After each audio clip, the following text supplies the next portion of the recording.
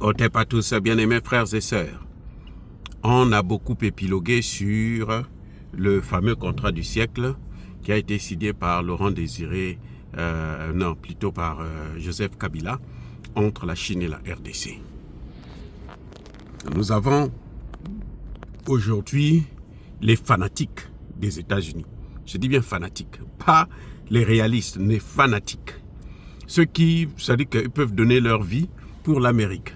C'est-à-dire que l'Amérique a tous les droits, l'Amérique peut faire tout ce qu'elle veut, on ne doit pas voir ses responsabilités. Les fanatiques pensent que la Chine n'a jamais aidé la RDC dans cette crise. La Chine n'a pas aidé la RDC à régler les problèmes sécuritaires. Vous comprenez? Alors, il y a un problème. Il y a un problème, c'est que il faut d'abord se poser la question de savoir qui est à l'origine de cette guerre. Qui a créé cette guerre? Qui a créé le monstre de Kagame? Réponse. Ce sont les États-Unis et l'Europe. Ce sont les pays européens et les États-Unis qui ont créé tout ce que vous voyez là en RDC. Ce n'est pas créé par les Africains. Ce n'est pas créé par la Chine. Ce n'est pas créé par la Russie. Ce n'est pas créé par l'Iran. Il n'y a que deux responsables, ou un responsable, l'OTAN, les États-Unis, l'Europe, essentiellement. Ce sont eux qui ont monté de toutes pièces, qui ont fabriqué Paul Kagame, qui ont fabriqué ce monstre froid, que eux-mêmes, ils sont en train de vouloir maintenant détruire, parce que de plus en plus les Congolais sont en train de prendre conscience. Ce n'est pas la Chine. Ça, c'est le premier point qu'il faut marteler, qu'il faut reconnaître. Ce n'est pas parce qu'aujourd'hui, on va signer des accords avec les États-Unis qu'on va oublier ce que les États-Unis ont fait. Non, non, non, non. Ça, c'est le manque de réalisme, c'est le manque... c'est l'ignorance. Parce que une méconnaissance de son histoire. Parce qu'un peuple qui ne connaît pas son histoire va se faire encore une fois de plus écraser. Si les Congolais ne savent pas que ceux qui ont créé cette guerre, ce sont les Américains d'abord, alors ils finiront par retomber dans le même piège, dans le même chaos, tôt ou tard. Vous comprenez? Maintenant, ça c'était un point de vue pour d'abord comprendre que même si on signe des accords avec les États-Unis, ça ne sert à rien de mettre toute la responsabilité de la situation congolaise sur la Chine ou sur la Russie, qui ne vous ont rien demandé, qui ne vous ont rien fait. Et ils sont venus signer des accords. Ils ont signé ces accords avec qui? Ils ont signé ces accords, pas avec Tshisekedi, ils ont signé ces accords avec Joseph Kabila. Ce n'est même pas avec Laurent Désiré Kabila, mais c'est avec Joseph Kabila qu'ils ont signé ces accords. Vous comprenez? Alors, on va se poser donc la question de savoir, mais qui est Joseph Kabila? Quelles sont les origines de Joseph Kabila? Quelle est la vraie nationalité de Joseph Kabila? Réponse, Joseph Kabila, c'est un Rwandais. Est-ce qu'un Rwandais peut signer un accord qui va mettre en cause les intérêts du Rwanda? Ça, c'est la vraie question qu'il faut se poser. Qui dirigeait ce pays-là pendant les 18 ans où Joseph Kabila était là? Celui qui dirigeait, c'était Joseph Kabila, mais celui qui co-dirigeait, c'était Kagame. Ce pays était dirigé par Joseph Kabila et Paul Kagame. Ça veut dire quoi? Ça veut dire que quand il y avait des nominations, des postes de responsabilité, alors il fallait tenir compte, de la vie de Paul Kagame. C'était Paul Kagame qui pesait. Si Paul Kagame dit que tu ne vas pas être élu, tu ne vas pas être nommé, tu ne seras jamais nommé, tu n'auras pas la promotion, tu n'auras jamais cette promotion. C'était ça le principe. Maintenant, la question c'est, est-ce que Paul Kagame pouvait accepter qu'on règle à la fois le problème économique et le problème sécuritaire? Mais non, jamais. Jamais. Vous comprenez? Il ne pourrait jamais accepter ça. Puisque c'est lui qui donne l'aval. Vous voulez signer des accords, c'est lui qui décide. Quel est le problème qu'il a eu avec Tshisekedi? Le problème qu'il a eu avec Tshisekedi, c'est qu'à un moment donné, Tshisekedi dit, mais ce pays-là, je ne vais pas le gérer avec toi. Moi, je te respecte, je t'aime bien, tu es un frère, on peut coopérer, mais ce n'est pas toi qui vas venir gérer ici. Moi, j'ai été élu par le peuple et je veux gérer avec ce peuple-là. Et c'est ce que Kagame ne veut pas. C'est comme ça que Kagame a pu obtenir, gérer l'armée congolaise, l'administration congolaise. La situation que Tshisekedi est en train de subir aujourd'hui, c'est laquelle? C'est les défaillances au niveau de l'armée et de l'administration, la corruption, la complicité de crimes avec Paul Kagame. Donc, Kabila ne pouvait pas signer des accords avec la Chine qui incluaient un aspect sécuritaire. Non, il n'y avait pas l'aspect sécuritaire. Il n'y avait que l'aspect financier. Aujourd'hui, on se rend compte que Kabila est un multimilliardaire.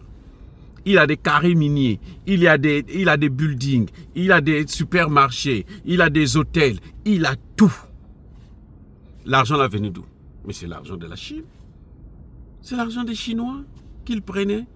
Au lieu d'investir dans le pays, lui prenait, mettait sur son compte, il mettait dans sa poche.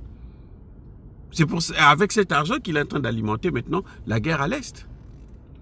C'est lui qui est en train de financer les mouvements rebelles, les terreaux aujourd'hui à l'Est de la RDC. Mais avec quel argent? Où est-ce qu'il est allé trouver cet argent? Il a fait venir ça du ciel? Non, c'est cet argent-là que les Chinois lui donnaient. Parce que dans l'accord, il n'avait pas prévu un aspect sécuritaire. Parce que s'ils avaient prévu un aspect sécuritaire, mais ce serait comme si Kagame se tirait une balle dans le pied. Peut-être, pourquoi même pas dans le pied, dans la tête. Donc, il n'avait pas prévu ça. C'est pour ça que la situation, elle a perduré. Et c'est ce que nous sommes en train de demander à Tshisekedi de corriger. Tshisekedi est venu, est-ce que Tshisekedi, quand il est allé en Chine, à 2 reprises, qu'il a rencontré Xi Jinping, est-ce qu'il a parlé de régler le problème sur le plan sécuritaire? Non.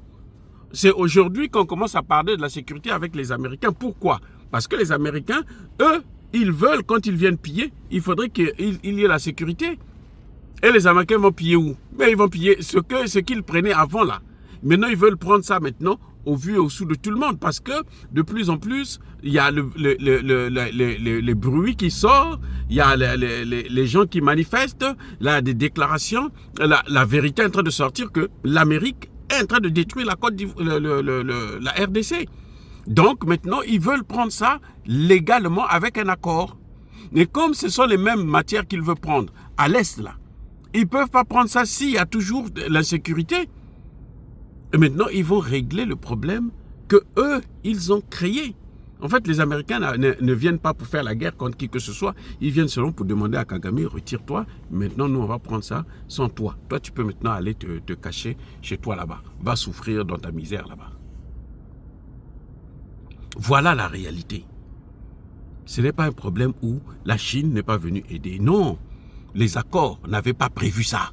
Et les accords ne pouvaient pas prévoir ça, puisque ces accords-là, c'était signé par Joseph Kabila, mais c'était avec l'aval de Kagame. Si Kagame avait dit qu'il n'y aura pas d'accord, il ne devrait pas avoir un accord. Et Joseph Kabila a signé ces accords parce qu'il voulait s'enrichir, être aussi riche que Kagame. Ce sont 2 riches, là, 2 milliardaires sur les minerais du Congo qui ont fait ce que la foire. Et maintenant, ils sont en train d'utiliser cet argent pour occuper carrément la RDC, balkaniser la RDC. Arrêtez de chanter la Chine, la Chine, la Chine, les États-Unis, ceci, tout ça. Non, non, non, non. Les États-Unis n'ont rien fait. Ce ne sont pas les États-Unis qui ont amené la guerre, plutôt qui ont apporté la paix. Ce sont les États-Unis qui ont amené la guerre. Maintenant, s'ils viennent pour apporter la paix, ils ne feront que corriger ce qu'ils ont eux-mêmes créé. Vous comprenez? Ils viennent là pour maintenant prendre ce qu'ils prenaient en cachette par la violence. Ils veulent maintenant prendre ça normalement, sans la violence. C'est tout ce que les accords là signifient. Ça ne signifie rien d'autre que ça. On va prendre ce qu'on prenait avant par la force. Maintenant, nous allons le prendre au vu et au su de tout le monde.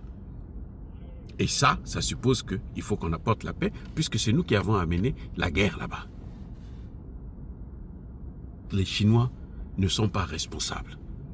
la Russie n'est pas responsable de ce qu'il y a aujourd'hui en RDC. D'ailleurs, même Tshisekedi lui-même, depuis qu'il est là, ça fait 6 ans, il a changé ses accords. Pourquoi il n'a pas regardé ces accords-là, mettre un volet sécuritaire?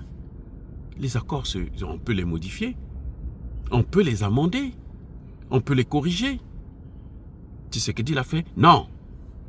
Mais Tshisekedi lui-même, son père était de la CIA. Tshisekedi, pourquoi il attend seulement les Américains? Parce que son père faisait la partie de la CIA et lui-même il fait partie de cette même CIA. C'est tout. Mais non, s'il peut nous apporter la paix avec cette même CIA que lui côtoie aussi, eh bien, tant mieux. Nous, c'est ce que nous demandons.